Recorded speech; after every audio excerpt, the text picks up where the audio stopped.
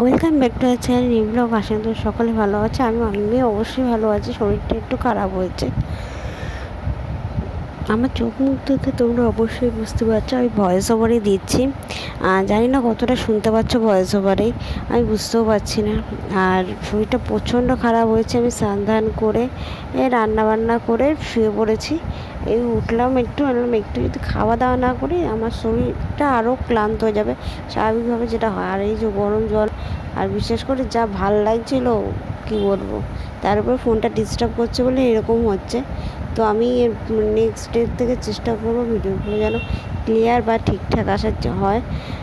কেন অনেক কিছু ডিলিট করতে হয়। আর বিশ্বাস করো ফোনে এত মেল ঢোকে, মেলের জন্য আরও প্রবলেম হয়। ডিলিট করতে করতে আমরা হাত ব্যথা হয়ে যাবে, মেল ঢোকা বন্ধ হয় না, এমন অবস্থা হয়। তো না, আজকে ভিডিওটা বেশি বড় করতে পারবো না, শরীরটা প্রচণ্ড খারাপ। তার মধ্যে রান্না বান্না সব কিছুই করেছি, কিন্তু একটা রান্না আমি ডিমের একটা জিনিস বানাতে গেছি, সেটা আর হয়নি, অন্য কিছু হয়ে গেছে। আর এখানে ফেলুদা দেখছি আমি। এই যে আজকে ফ্রাইড রাইস করেছি পুরো একেবারে রাতের জন্য। এটা ডিমের যেটা দেখছো সেটা যেটা করতে চেয়েছি সেটা হয়নি, এটা চচ্চড়ি হয়ে গেছে।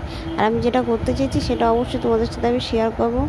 একটু শরীরটা সুস্থ হয়নি, আমি তারপরে তোমাদের সাথে শেয়ার করবো কি করেছি। আমার ভিডিও সব পড়ে আছে, এডিট করা হচ্ছে না, সব জায়গায় ভিডিও আপলোডও করা হচ্ছে না। আমার ফেসবুক পেজেও আপলোড করা হচ্ছে না।